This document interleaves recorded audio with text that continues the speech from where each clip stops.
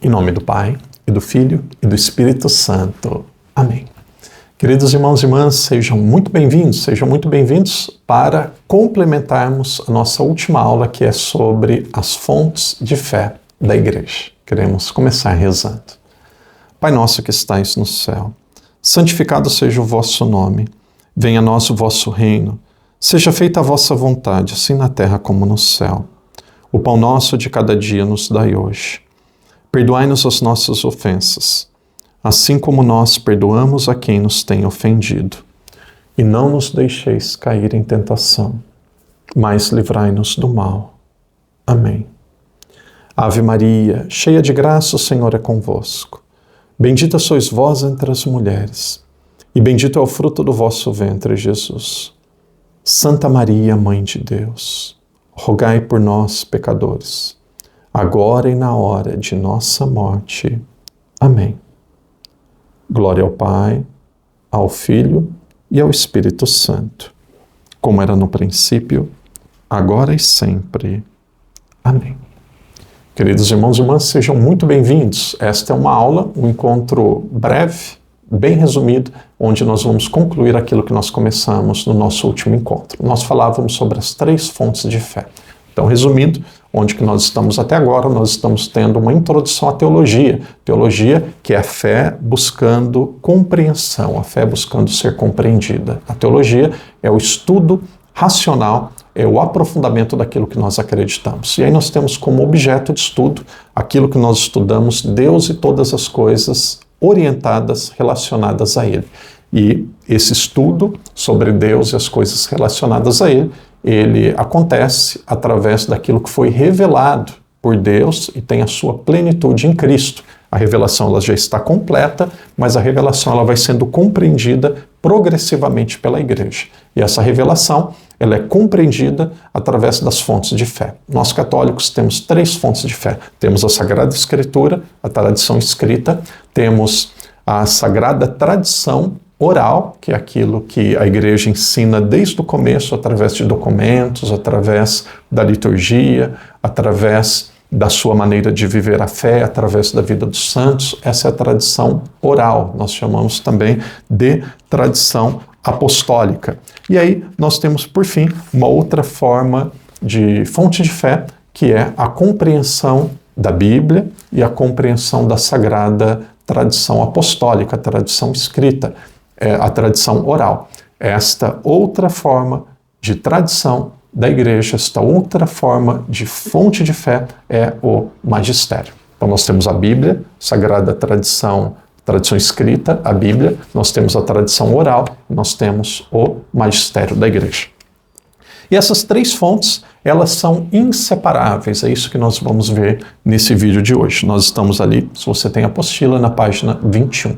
Então sempre lembramos que no primeiro comentário do vídeo nós temos ali o link para você entrar no grupo de WhatsApp. Lá no grupo de WhatsApp você receberá todo o conteúdo, você receberá também um aprofundamento, muitas vezes, um aprofundamento daquilo que nós conversamos por aqui. Apenas 3 parágrafos no dia de hoje, o segundo deles muito denso e muito importante. Então, são apresentadas as 3 fontes de fé. Elas são cruciais para se compreender em toda a sua unidade. Apresentadas as 3 fontes de fé, então agora é crucial, é importante compreender como que elas estão unidas entre elas. Elas não são 3 fontes independentes, mas 3 modalidades de um único e mesmo depósito da fé. Tem autores que dizem que existe só uma fonte de fé, e aí elas são como se fossem apresentadas de 2 formas diferentes, de forma escrita e de forma oral, e elas são compreendidas através da Sagrada Escritura. Poderíamos até dizer isso, existe uma fonte de fé, que é a verdade revelada. Essa fonte de fé, ela é compreendida ela é manifestada de forma oral, de forma escrita e depois interpretada pela Igreja. Mas eu penso que é mais simples, mais fácil entendermos como 3 fontes de fé: Sagrada Escritura, Sagrada Tradição e o Sagrado Magistério. Elas são o mesmo depósito da fé. A imagem usada pelo Concílio Vaticano é de que a Escritura e a tradição nascem brotam, surgem da mesma fonte divina e tendem para o mesmo fim. Então nós temos Deus e estas fontes de fé surgem da mesma fonte, que é Ele mesmo. O magistério, por sua vez, está a serviço desta palavra, não podendo, de forma alguma, contradizê-la. Então aqui nós temos o grande resumo. A Escritura e a tradição brotam da mesma fonte divina e tendem ao mesmo fim. O magistério está a serviço da palavra, da Sagrada Escritura, da Sagrada Tradição e não pode de forma nenhuma contradizê-las. Então, se o Papa em algum momento disser algo que é contrário à fé da Igreja, não precisa acreditar. Ele está sendo um herege. Graças a Deus, nós temos aí um grande Papa e isso não acontece. Santo Irineu ele foi sucessor de São Policarpo. São Policarpo, ele foi sucessor de São João. Então aqui nós estamos na primeira geração dos cristãos. Veja, Santo Irineu, no século II, combatendo, quando a gente fala século II, nós estamos falando dos anos de 101 até o ano 200. Combatendo as heresias gnósticas pessoas que alegavam terem tradições secretas, espirituais e mais conhecimento do que os outros, que a revelação era dada só para pessoas intelectualmente mais preparadas. Então, para combater esses que se achavam melhores e mais especiais, que eram os gnósticos, Santo Irineu já apela à regra da fé, à tradição, preservada publicamente pelas igrejas apostólicas e seus bispos. Então ele já dizia ali no ano 200 da importância da preservação da regra de fé e da tradição. Isso que era preservado e deveria ser obedecido através das igrejas e dos bispos. Para ele, a Escritura só podia ser corretamente interpretada à luz da tradição viva da Igreja, garantida pela sucessão apostólica. Então veja, aquilo que nós acreditamos hoje, desde o começo, ele já apela à regra da fé, preservada publicamente pela Igreja, pelas igrejas apostólicas e pelos seus bispos. Ele já dizia ali no início da Igreja, a Escritura só pode ser corretamente interpretada à luz da tradição viva da Igreja e garantida pela sucessão apostólica. Esse princípio permanece fundamental. A Bíblia não é um livro que caiu do céu. Ela nasceu no seio da comunidade de fé, da Igreja, e é no seio desta comunidade, guiada pelo Espírito Santo, que sua interpretação é autenticamente encontrada. Quando nós vemos a palavra de Deus, eu entendo essas fontes de fé dessa forma.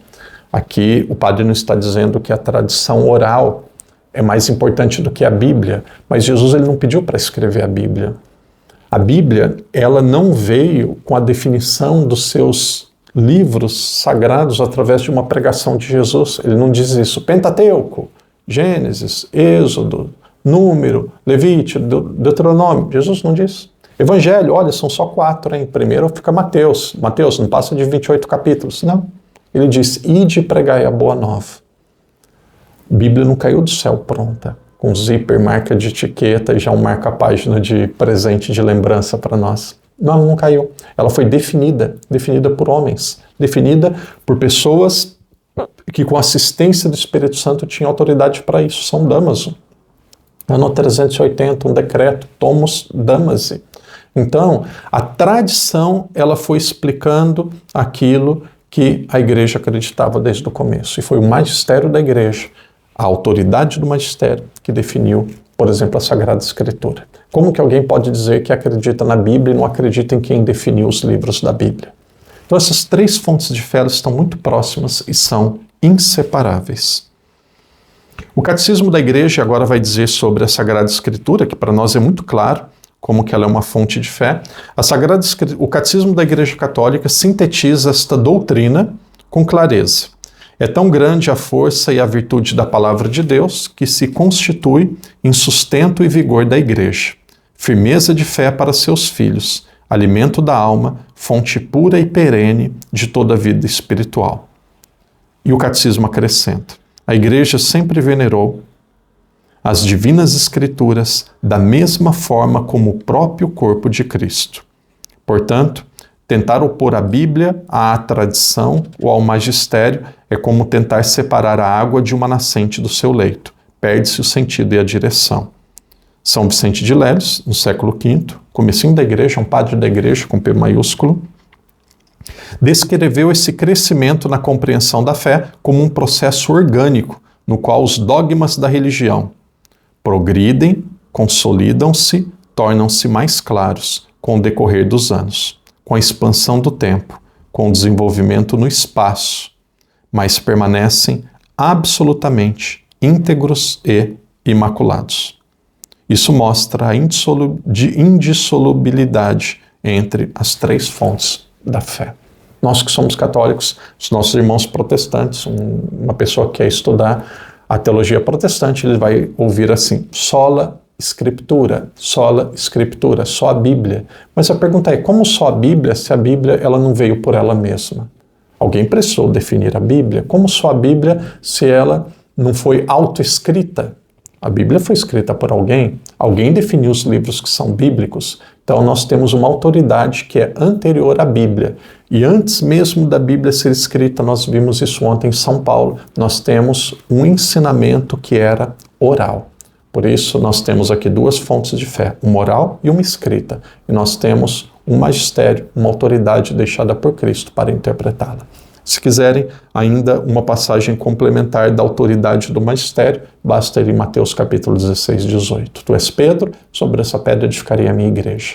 As portas do inferno não prevalecerão sobre ela. Aquilo que você ligar na terra é ligado no céu.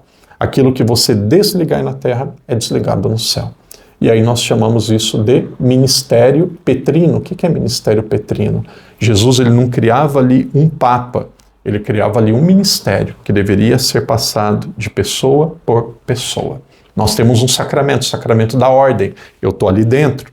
Nós temos o sacramento do matrimônio. É como se muitos de vocês estivessem pertencendo dentro desse sacramento. Nós temos um ministério, o ministério petrino, que ele é exercido pelo bispo de Roma. Por quê? Porque essa autoridade deixada a Pedro não deveria acabar com a morte dele, mas deveria se estender na história para termos segurança que aquilo que foi ensinado por Cristo, deixado por ele, seria preservado, seria corretamente interpretado e seria também espalhado, seria pregado, alcançaria o mundo todo durante toda a história. Então, irmãos e irmãs, essas três fontes de fé, elas são inseparáveis. Se você quer estudar teologia católica, sempre precisa estar na cabeça. O que a tradição diz? Aí vai aos textos da igreja, vai à liturgia, vai vendo como que a igreja foi acreditando sobre aquela temática durante toda a história. O que a Bíblia diz sobre isso? Como que a igreja interpreta esse assunto? E aí tem os dogmas, e aí tem os concílios, tem também, novamente, os documentos. Sagrada tradição oral, a Sagrada Escritura e temos também o magistério da igreja. Estas três fontes de fé revelam aquilo que nós acreditamos, revelam aquilo que é a fé da igreja. Eu costumo falar Sagrada Escritura, Sagrada Tradição e Sagrado Magistério. Hoje um pouquinho mais rápido, espero que você esteja rezando, compreendendo e crescendo na sua fé. A partir de amanhã, nós vamos ver que existem outras fontes de fé que são como complementares, como a vida dos santos, a liturgia, e tem muita coisa que pode nos ajudar a compreender aquilo que são as três fontes principais da nossa fé. Então, aqueles que têm apostila, sugiro que vocês leiam a página 21, 22 e 23, comecinho da página 24. E aí nós vamos encerrar esta temática que nos diz sobre as fontes de fé. Então tem a conclusão ali, que é o número 1.1.3.8. E aí, por fim, depois nós vamos para o número 4, que significa, que representa a importância, a finalidade e os desafios da teologia. Então, sobre fontes de fé, nós vamos ter ainda mais uma aula, mais um encontro. Que Deus te abençoe, que Deus te proteja, continue estudando, continue lendo. Muito importante ter o Catecismo da Igreja Católica. O padre está sempre colocando ali nos grupos de WhatsApp um material complementar que eu sugiro que vocês leiam. Se alguém quiser aprofundar, se alguém quiser ler um pouco mais sobre isso que nós estamos conversando, eu sugiro que vocês, ali na primeira parte do catecismo, eu sugiro que a partir do número 50, onde Deus vem ao encontro do homem, que vai falar sobre a revelação. Então, primeiro nós temos a revelação e depois as formas que essa revelação aconteceu, que são as 3 fontes de fé. Então, se você tem tempo, pode começar ali no número 50 até o número 141. Número 50 até 141. O número não é página, o número é sempre aquilo que está na frente de cada um dos parágrafos. Então aqui tem um catecismo da Igreja Católica. E naturalmente, se você deseja, também tem a Dei Verbum. A Dei Verbum é um documento que é importante imprimir, tanto Dei Verbum quanto Verbum Domini, são 2 documentos da Igreja, Dei Verbum do Concílio Vaticano II, Verbum Domini do ano 2010 do Papa Bento XVI. Os 2 são muito importantes para compreendermos a Bíblia e nós vamos começar o próximo módulo com a leitura dos 2. Então, fica bem tranquilo, o Padre vai enviar online, já enviei, nós vamos enviar novamente nos grupos de WhatsApp. Então, esteja lá e você vai ter a oportunidade de aprofundar. Então, persevere, às vezes mais difícil, às vezes mais fácil, muitas vezes mais teórico, menos teórico, mas o conhecimento ele já está sendo assimilado aí pela sua razão, pela sua memória e seguramente vai dar muitos frutos na sua vida. Persevere, vamos adiante, que Deus te abençoe. Em nome do Pai, do Filho, do Espírito Santo. Amém.